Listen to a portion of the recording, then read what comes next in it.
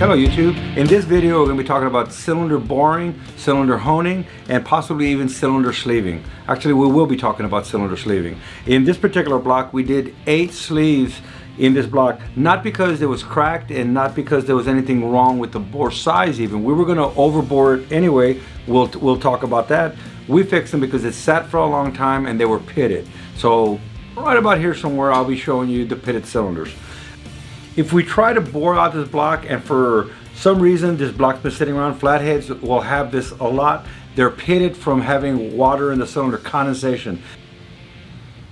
A lot of times in the cylinder you'll have cylinder pitting that's not from a blown head gasket, but every day the block sweats. It sits in the morning, it condensates, it sweats in the cylinder, and you get moisture in your cylinder. Throughout the years of sitting, where the piston was in the bore, you'll have a ring mark of pitting in there. So this block, while we could bore it, once we got to the size that we wanted, it just wasn't going to work. It was too many pits in the cylinders. In this particular block, we already had the pistons chosen for this particular package. So either we sleeve the block or we change the pistons. It wouldn't have been a problem to change the pistons besides cost, but this was a perfect candidate to put 8 cylinder sleeves in. It's not for everybody, but it is a cool way to do it, and there's a reason why it actually is better to do that. The reason being is this is a sleeve. We're going to bore the cylinder out bigger and we're going to press in a brand new sleeve into the bore. When we put in a sleeve in the cylinder, we're guaranteed the thickness all the way around. So by putting this into the block, I have a brand new sleeve that's better material, higher nickel, it's uniform, there's no pitting in it, and I know the thickness all the way around. These blocks sit for a long time. It may even not have pits on the inside. It could have pits on the inside of the water port, not inside the cylinder. So we don't actually know what's around the water port. If it's sat for a long time and it has a lot of rust, we could have an area that's eaten away. While it looks good inside, it could be real thin. So putting in 8 sleeves is costly, but boy, we're guaranteed the thickness we want and we guaranteed a good solid sleeve in the block. What we now have is a modern sleeve in here, and it's basically like having an LS motor. High nickel, these sleeves are gonna last forever, low friction. We're gonna do a close-up and we're gonna show you the sleeves the way they look once we've done them. Okay, here if you look real close, you can actually see, I don't know if you can see it, but there's a little ring right around the cylinder. That's the new sleeve. If it's installed properly, it's very difficult to see. I don't know if you can see it or not.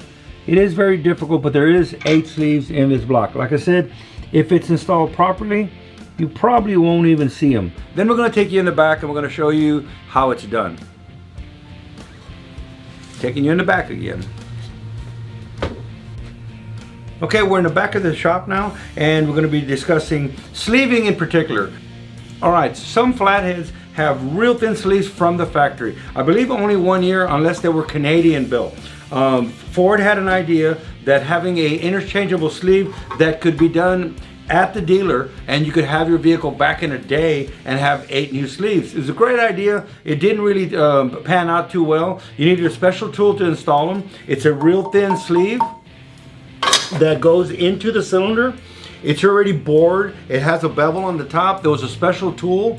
You could drive these out, drive the new ones in, put a set of pistons in, and you're ready to go. And that was their idea. It didn't really pan out too well. It's a super thin sleeve. This is how I get them out without damaging the block. Just come in here and cut them, collapse them, slide them out. What we're gonna do is we'll be doing a cast iron sleeve. It's bored. I leave a step at the bottom so that the cylinder cannot just slide out the bottom of the cylinder. What Ford did is they have a step on their sleeve right on the top so it cannot fall out the bottom. A lot of people that don't know how to do a sleeve properly will bore it, put a sleeve in, and expect that the press fit holds the sleeve in place, and it won't.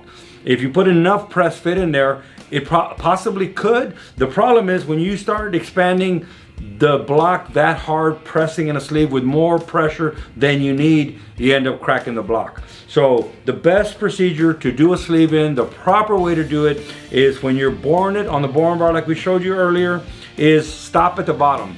stop about a 1/4 inch before you go out the bottom of the cylinder. Stop every time. Set your boring bar, put a lock on it, let it stop there every time. Now we've bored it bigger than we need to put in a sleeve. It's gonna get pressed in all the way until it hits the stop. Once it gets pressed in and it hits the stop, it's gonna be sticking out taller up here in the top. That's okay. We're gonna deck the block. Well, guess what? The sleeve can't move up, it can't move down. We don't need to put 4 thousandths press fit in here. We can do 1.5 thousandths press fit and it's perfectly fine. We're not putting in a lot of load on the block. It's gonna hold the sleeve perfectly. It ain't gonna go anywhere. So that's a proper way to put in a sleeve, and that's what we would be doing here. So now we're gonna go back into, this one had sleeves from the factory. We can also get rid of those sleeves, and now I can bore the block to an oversized piston, and this is a good candidate. Get rid of those, bore it out to the next oversize, and we don't need any sleeves anymore. So I wanted to show you that, to show you the factory Ford did have some sleeves in it. I believe it's only 1 year, like I said, and the Canadian blocks may have had more than 1 year. So there you go.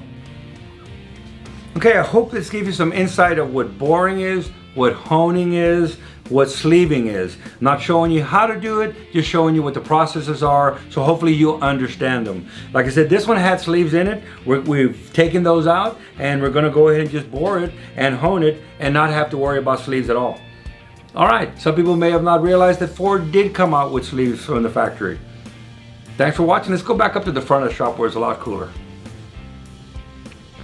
Okay, so we've talked about boring, honing, and sleeving. Now you have an insight of what it's all about. If you've liked this, tell your friends. Hit the like, hit the subscribe button. As for me, I'm getting back to work. We'll see you next time.